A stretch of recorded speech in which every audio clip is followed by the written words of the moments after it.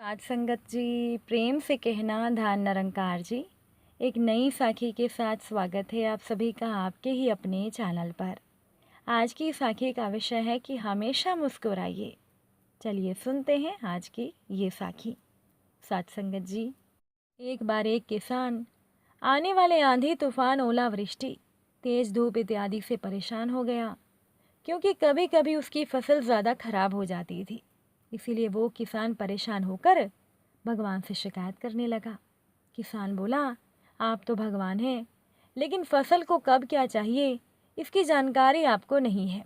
जिसकी ज़रूरत भी नहीं होती वो देते रहते हैं। इसीलिए भगवान, मैं आपसे प्रार्थना करता हूँ कि आप मुझे एक मौका दें।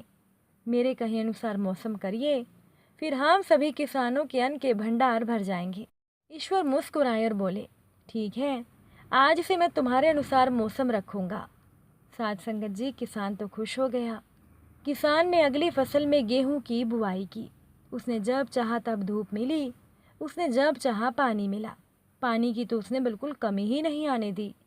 आंधी बाढ़ और तेज धूप तो उसने आने ही नहीं दी। समय बीतने पर फसल बड़ी हुई। किसान भी खुश हुआ कि इस बार तो मेरी फसल बड़ी शानदार हो रही है। किसान ने मन ही मन सोचा कि ईश्वर को अब पता चलेगा कि अच्छी फसल के लिए क्या क्या ज़रूरी है। किसान सोचने लगा कि भगवान तो यूं ही हमें परेशान करते रहते हैं। अब किसान फसल काटने के लिए खेत पहुंचा। गेहूं के पौधे की बालियों को जब उसने हाथ लगाया तो उसके पैरों के नीचे से ज़मीन निकल गई। उसने देखा कि किसी भी पौधे की बालियों में एक बेदाना नहीं था। किसान दुखी होकर बोला, भगवान, ऐसा क्या हुआ? मैंने तो सब सही किया था, सही समय पर किया था। इस पर भगवान बोले, किसान, ऐसा तो होना ही था, क्योंकि तुमने तो इन पौधों को बिल्कुल भी संघर्ष नहीं करने दिया। इन्हें ना तो तुमने तेज धूप में तपने दिया, ना ही इन्हें आंधी का सामना करने दिया। इन्हें किसी भी प्रकार की चुनौती का सामना नहीं करने दिया। इसीलिए बाहर से ये भले ही अच्छे दिख रहे हैं, लेकिन अंदर से ये खोखले हैं। इनके अंदर दाने भी नहीं हैं। पौधे जब विभिन्न चुनौतियों का सामना करते हैं तो उनमें ऊर्जा पैदा होती है। ये ऊर्जा उनके अंदर सही सामर्थ्य पैदा करती है जिनके लिए वो बने हैं। साथ संगत जी, ठीक इसी प्रकार से जब तक इंसान संघर्ष से नहीं गुजरता वो खोखला रह जाता है। जीवन की चुनौतियाँ ही इंसान के लिए उन्नति के नए रास्ते खोलती है और आदमी को मजबूत और प्रभावशाली बनाती है। इसीलिए आपके जीवन में भी जब भी मुसीबतें और चुनौतियाँ आए तो घबराइएगा मत, मुस्कुराते रहिएगा, क्योंकि ये चुनौतियाँ आपको बिखेरने के लिए नहीं बल्कि ये आपको निखारने के लिए आती हैं। साथ संगत जी, एक बार की बात है कि एक कवि एक बाग से गुजर रहे थे।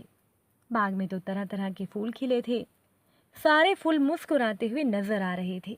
उस बाग का नज़ारा स्वर्ग के जैसा था। कवि एक फूल के पास गए और बोले, मित्र, तुम कुछ दिनों में मुरझा जाओगे। तुम कुछ दिनों में इस मिट्टी में मिल जाओगे। तुम फिर भी मुस्कुराते रहते हो, इतनी ताजगी से खिले रहते हो, ऐसा क्यों? कवि की इस बात पर फूल कुछ ना बोला। इतने में एक तितली कहीं से उड़ती हुई आई और वो फूल पर बैठ गई। काफ़ी देर तक तितली ने फूल की ताजगी का आनंद उठाया और फिर वो चली गई। अब कुछ देर के बाद एक भंवरा आया और फूल के चारों ओर घूमते हुए मधुर संगीत सुनाया।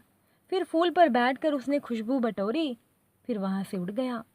फिर एक मधुमक्खी झूमती हुई आई, वो फूल पर आकर बैठ गई। ताज़ा और सुगंधित पराग पाकर मधुमक्खी खुश हो गई और शहद का निर्माण करने के लिए उड़ चली। एक छोटा बच्चा बाग में अपनी माँ के साथ खेलने आया। खिलते फूल को देखकर बच्चे का मन बड़ा प्रसन्न हुआ। उसने कोमल हाथों से फूल को स्पर्श किया और खुश होता हुआ फिर से खेलने में लग गया। अब फूल ने कवि से कहा, देखा, पल भर के लिए ही सही, लेकिन मेरे जीवन ने ऐसे ही कितने लोगों को खुशियाँ दी हैं। इस छोटे से जीवन ने मेरे बहुत सारे चेहरों पर मुस्कान बिखेरी है। मुझे अच्छे से पता है कि कल मुझे इसी मिट्टी में मिल जाना है, लेकिन इस मिट्टी ने ही मुझे ताजगी और सुगंध दी है, तो फिर इस मिट्टी से मुझे कोई शिकायत कैसे होगी? मुझे तो इससे कोई शिकायत नहीं। मैं मुस्कुराता हूँ क्योंकि मैं मुस्कुराना जानता हूँ। मैं खिलता हूँ क्योंकि मैं खिलखिलाना जानता हूँ। मुझे अपने मुरझाने का गम नहीं। मेरे बाद कल इसी मिट्टी में नया फूल खिलेगा। फिर से ये बाग सुगंधित होगा। ना ताजगी रुकेगी, ना ही मुस्कुराहट। यही तो जीवन है। साथ संगत जी, आपकी एक छोटी सी मुस्कुराहट भी कई लोगों के चेहरे पर मुस्कान लाती है। हमेशा मुस्कुराइए, जीवन चलता रहेगा। आज आप हैं, कल आपकी जगह कोई और होगा। अगर आप एक अध्यापक हैं तो जब आप मुस्कुराते हुए कक्षा में प्रवेश करेंगे तो देखिएगा कि सारे बच्चों के चेहरे पर मुस्कान छा जाएगी। अगर आप डॉक्टर हैं और मुस्कुराते हुए अगर आप मरीज़ का इलाज करेंगे तो मरीज़ का आत्मविश्वास दुगना हो जाएगा। जब आप मुस्कुराते हुए शाम को घर में आएंगे तो देखिएगा कि आपके पूरे परिवार में खुशियों का माहौल बन जाएगा। अगर आप एक व्यापारी हैं, बिजनेसमैन हैं और अगर आप खुश होकर अपनी कंपनी में जाते हैं तो देखिएगा सारे कर्मचारियों के मन का प्रेशर, उनका बोझ कम हो जाएगा और उनके काम करने का माहौल खुशनुमा हो जाएगा। अगर आप एक दुकानदार हैं और अगर आप मुस्कुराकर ग्राहक का सम्मान करेंगे तो फिर ग्राहक खुश होकर आपकी दुकान पर दोबारा भी आएगा। कभी भी सड़क पर चलते हुए अनजान आदमी को देखकर मुस्कुराइए, देखिएगा कि उसके चेहरे पर भी अपने आप मुस्कान आ जाएगी। मुस्कुराइए क्योंकि मुस्कुराने के पैसे नहीं लगते, ये तो खुशी और संपन्नता की पहचान है। मुस्कुराइए क्योंकि आपकी मुस्कुराहट कई चेहरों पर मुस्कान लाएगी। मुस्कुराइए क्योंकि आपको जो ये जीवन मिला है ये दोबारा नहीं मिलेगा। साथ संगत जी, मुस्कुराहट तो वो ताकत है जिसे देखकर कुत्ते जैसा जानवर भी पूंछ हिलाने लगता है। कई फैशन आए और चले गए, पर मुस्कुराहट का जो फैशन है ये कभी भी आउट ऑफ डेट नहीं होता। अगर आप एक गृहिणी हैं तो आप मुस्कुराते हुए घर का हर काम कीजिए, फिर देखिएगा कि आपके पूरे परिवार में खुशियों का माहौल बन जाएगा। और वैसे भी ये जीवन खुश होने के लिए मिला है, तो इसमें परेशानी से घबराना कैसा, डिप्रेशन क्यों। श्री कृष्ण जी से कितना कुछ छूटा, पहले माँ छूटे फिर पिता छूटे, फिर जो नंद यशोदा मिले वो भी छूटे, संगी साथी छूटे, राधा जी भी छूटी, गोकुल छूटा, मथुरा छूटी। श्री कृष्ण जी से जीवन भर कुछ ना कुछ छूटता ही रहा। नहीं छूटा तो देव तब मुस्कान और सकारात्मकता। श्री कृष्ण जी दुखी नहीं, उत्सव का प्रतीक है। साथ संगत जी, सब कुछ छूटने पर भी कैसे खुश रहा जा सकता है, ये भगवान श्री कृष्ण जी से अच्छा और कोई सिखा ही नहीं सकता।